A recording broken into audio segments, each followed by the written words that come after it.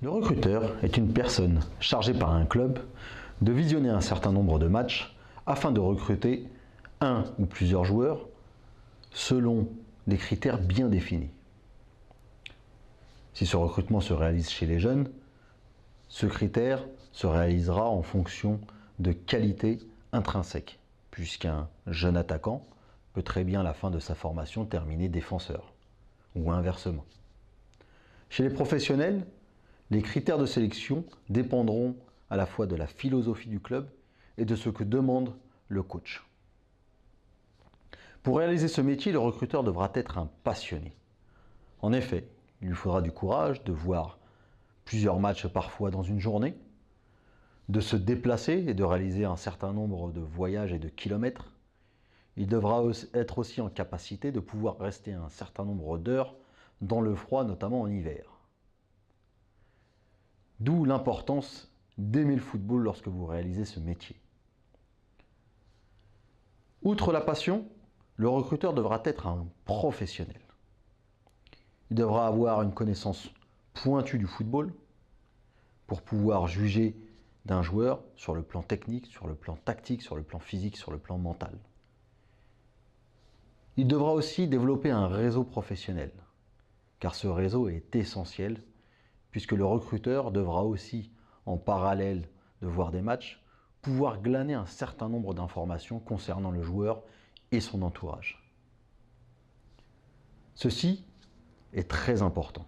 Le recruteur devra être en effet très pointilleux dans tout ce qu'il réalise, car il sera l'image du club dans les stades de football.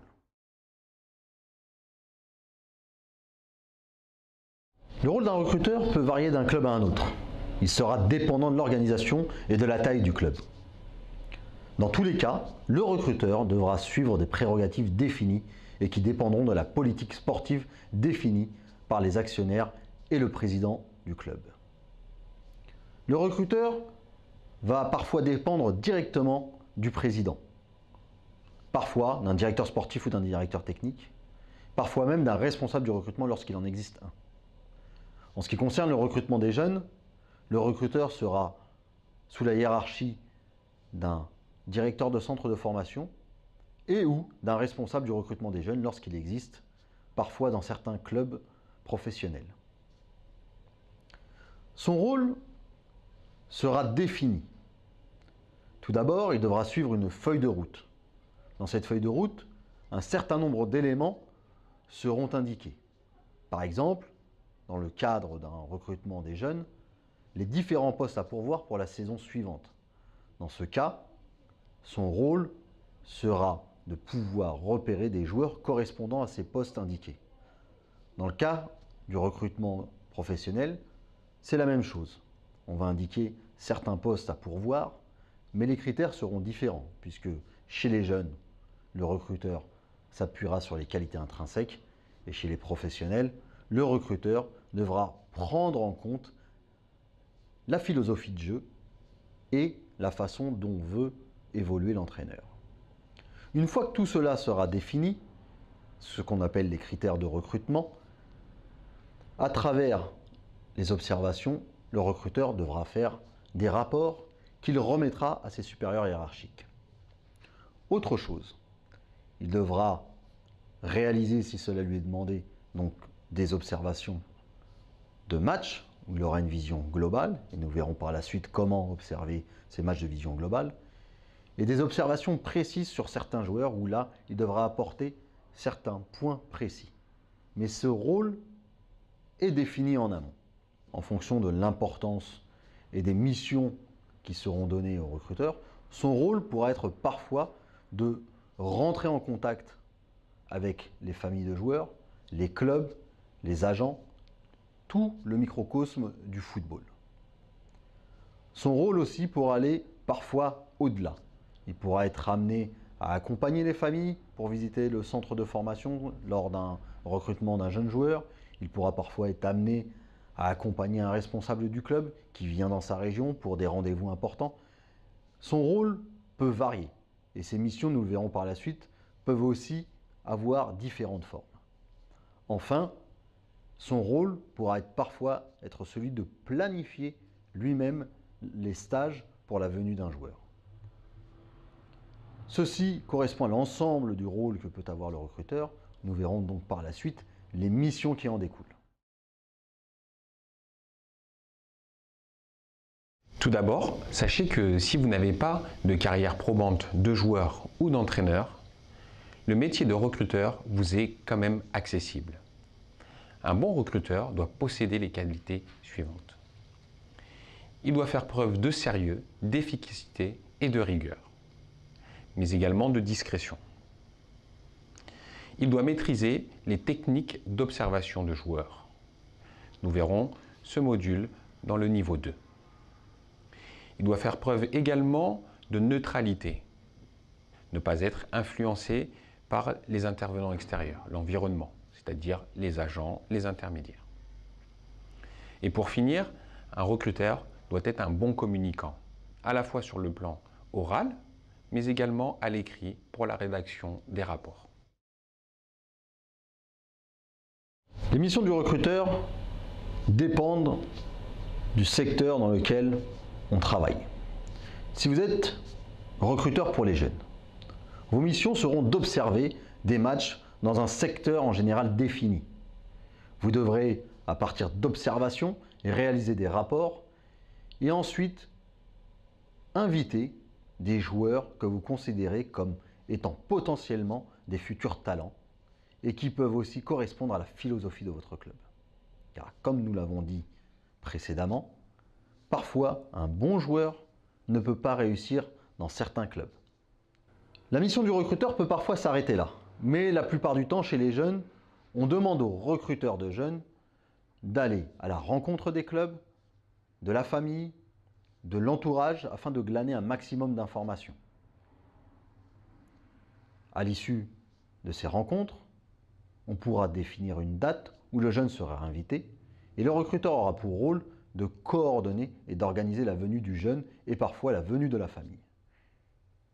Certains clubs demandent aux recruteurs d'accompagner ces familles lors des visites de centres de formation et même d'être présents lors de la présentation des projets aux familles.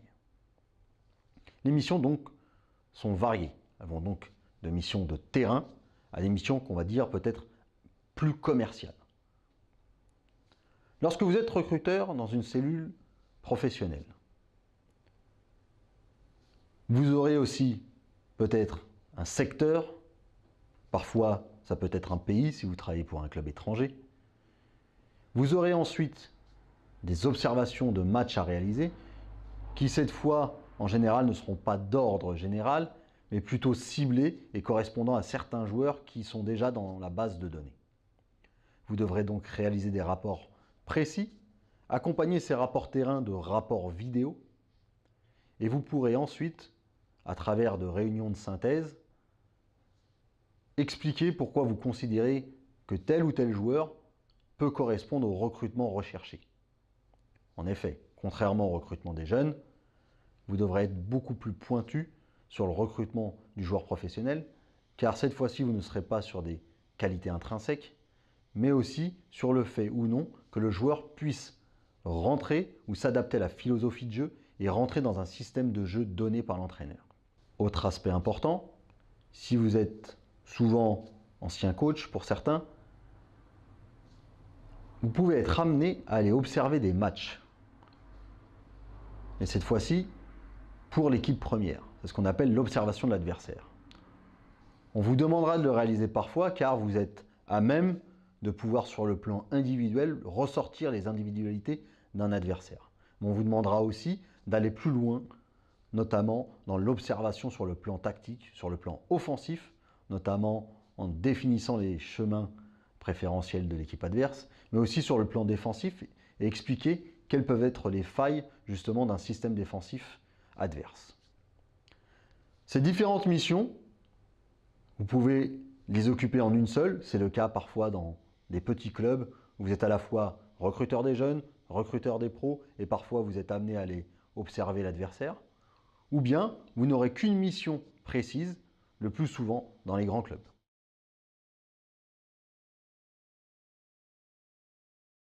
Les activités du recruteur sont variées, mais essentiellement regroupées au travers de ces items. La recherche de joueurs à fort potentiel, les joueurs de talent, correspondant au profil défini par le club. La réalisation de rapports et d'analyses de joueurs ou de matchs. La réalisation de reporting. Le reporting concerne la synthèse de l'ensemble de ces observations. Et bien évidemment, le recrutement de joueurs.